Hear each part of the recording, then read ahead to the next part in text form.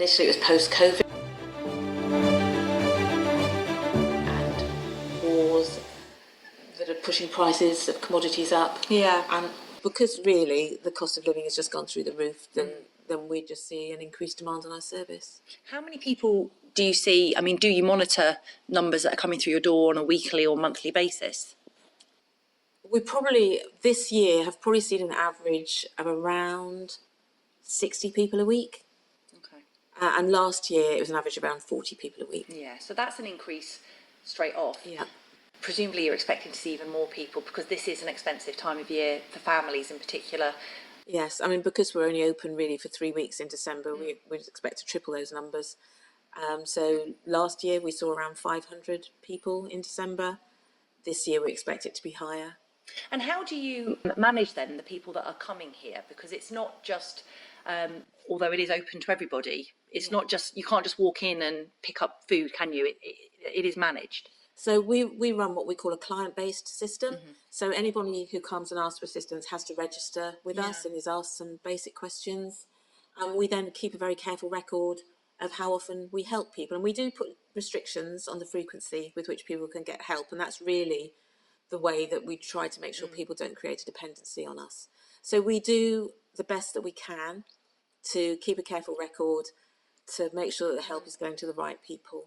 The records that you keep, obviously they're confidential, but it's to help people help themselves. Is that how it's managed? I think it's so that people don't create a dependency on us. Yeah. Because it's great to be a charity that just gives everything away for free, but giving everything away for free isn't always the best way to help people.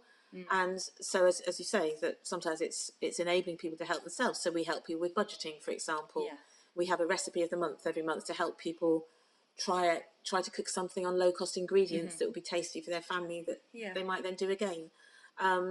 So yes, we just try to be careful with what we do. Is there a kind of a time limit on when people can ask for help? Because as you said, you close on the 22nd of December. Yeah, so it needs to be before the 22nd of Yeah. December. Okay.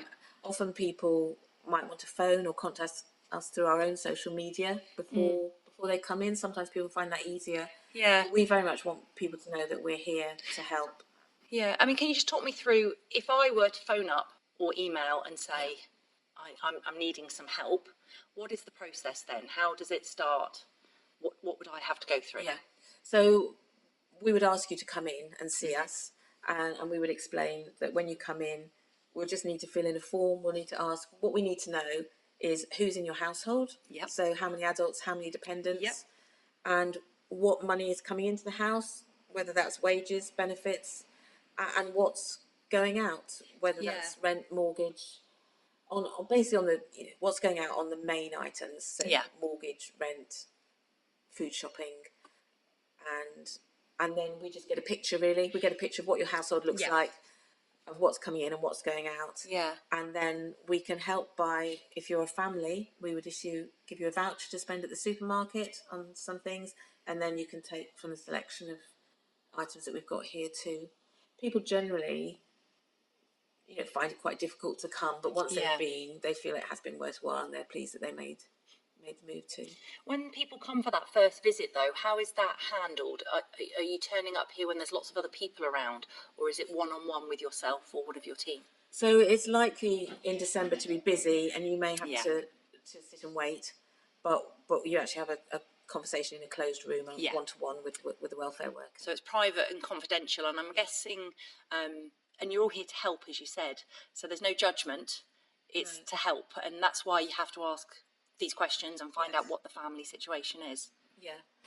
I always hold in balance that there are people who are being very generous and donating goods to us. Yeah. Some of those people probably can't afford a great deal themselves, but there's a lot of people who think there's someone worse off than me, so I want to buy something and donate it. So whenever we're helping people, it's holding the stories of the people that we're helping in balance with those that are donating. Yeah. So we know that some people who are donating, it's quite sacrificial. So it's our duty as welfare workers to make sure that we're giving that food to the people that really need it. And in terms of then what we've got in the run-up to Christmas, as I said, it's an expensive time of year, isn't it? Particularly with people with children, because you want to treat them. Absolutely. So you've got some gifts at the back here. Yes. But that's not part of your normal service, is it? Is that something you just do in the run up to Christmas? That's something we just do in December. Yes, we have a gift table, Yeah. and we have lots of people who've very generously given. Actually, one company this week, we told them we were short of gifts for men, actually, and they went out yesterday and spent a lot of money and bought us some gifts for men. So, but obviously the focus really is on families and children, and yeah, it's nice just to have a gift table that people can choose something extra to go in a stocking or under the tree. And in terms of businesses supporting you then, I'm sure you get lots of support, but King's, are we able to mention King's Leisure Centre? They've done some great work with advent calendars for you. Yes, so they've donated 250 advent calendars to us through a guest pass scheme that they've been running, and we've been able to pass them on to families who've been very grateful. You've got a few more, not too many left. You've also got selection boxes and things. I mean, it's nice to have the chocolate sweet treats around at Christmas, isn't it? And they are a treat, but they're out of reach for some people, I'm guessing, on very low fixed budgets. Yeah, well, it's Christmas, isn't it? So people want to have treats as well as the normal foodstuffs that we all need all year round. So no, we like to be able to offer nice treats of Christmas chocolates, like you say, selection boxes, so that families can have that for themselves for Christmas. It's not just about food for Christmas, is it? It's a whole month. People need to feed themselves for the whole month. So it's not just about giving out chocolates and sweet treats. Yes, schools break up quite late this Christmas, so schools are open till the 22nd of December, so packed lunches and everything are needed right up until that time. So obviously we focus on helping people with their food for their everyday needs, and then some treats, things like stuffing and gravy, and a bit of ham and the chocolates. So it's those things boxes to make the Christmas experience, isn't it? Christmas dinner is a big part of. So yeah, you've got the stuffing, the gravy, tinned veg, things like that. It's all things to help make life easier when preparing for that, isn't it? Yes. And in terms of getting those donations, it looks like you've got a lot at the moment, but with 500 people expected, it will go quite quickly. It does go very quickly. Yes. Yeah. It does look at the moment. Yes, we look quite well stocked, but in actual fact, we've probably had our busiest November ever. So some of our groceries aren't in as good aren't as well stocked as they normally would be at this point. So so we would still value donations. And in terms of making donations, all the island supermarkets have the big tubs, don't they, for collections now? Waitrose, Co-op Grand Marché and Alliance do. Yes. So if people are doing their own weekly shop, it's easy just to buy a few extra bits and pop them in. Yes. Is there anything in particular that the Welfare Service would like donated at the moment? Yes, we would love to have tomato ketchup. Sugar, believe it or not, just goes off the shelves as fast as it comes in. Yeah. So tomato ketchup, mayonnaise, sugar, coffee, any tinned meat, tinned veg. And you share the wish list, the shopping list, I believe. I've seen it shared on social media. So when there's certain things that are perhaps running low in your stock cupboard, so people can have a look on social media as well. Yeah, so people, obviously, you know, we want to support shopping locally. That would be at the heart of what we would want. But we have to recognise that nowadays people shop in a variety of ways, and we have to, if we want the support, we have to move with the times. And we know that a lot of people do their shopping online, and particularly with Amazon. So at the beginning of this year, we created an Amazon wish list.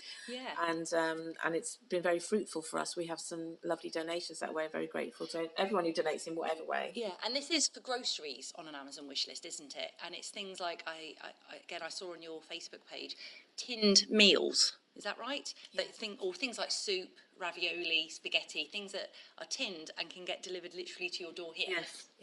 Yes, a meal in a tin actually is really quite expensive to buy, but it's a great staple. So it works really well for us. So if you've got an elderly person, that might be a meal for them. If you've got a person living in a lodging house in quite poor accommodation, it can just be heated up in a microwave. And if you've got a family, it makes a great Saturday lunch. So people can order those on Amazon, but it's just different ways of people shopping, isn't it? And I'm guessing lots of people do want to support the welfare service, and they can do then if they're doing their shopping online or if they're doing it locally in the supermarkets. So we do a weekly, every Friday we put a post up of what we're most in need of. We've had actually some students helping us with our social media lately, and we also try every time we put that list up to put our Amazon link as well, and a reminder of where people can donate, because people nowadays we live in a world where we just need a constant flow of information because we just want it to be there. And it's always kind of storage cupboard items, isn't it? Tinned or packet goods. It's not fresh food you're looking for to be donated. So we're fortunate. We get fresh food from the supermarkets. So anything that is best before yesterday, we will get today. Yeah. And we do 11 collections a week from supermarkets. So we're very fortunate that we have that fresh food to gift. Plus, actually, Mim from Mim's Kiosk buys us a box of bananas every week, for example. Oh, wow, that's lovely. We're always short on bananas, so she does that. Yeah. I mean, it's difficult to mention to some people because so many people. I was going to say, you must get so much support from local businesses. And as you said, this time of year, any companies that are looking to make donations, they are very generous, aren't they, to all local charities.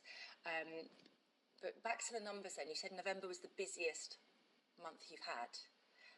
It's quite a worrying time then for many people, and it's just to ease that worry at Christmas. Yes, yeah, I think it's difficult, isn't it? If you're a family, or if you're a parent, you want your children to have nice things, and you want your children, more than that, I guess, to be the same as every other child. Yeah, and there's that thought that actually everybody has so much, and that you want your child to have the same. The reality might not be actually that everyone's got so much, and also we just try to promote that actually spending quality time with your children, and having the children being in a safe space, having a fun time with their family, is as important as the gifts that they open, which will probably be forgotten 7 days later.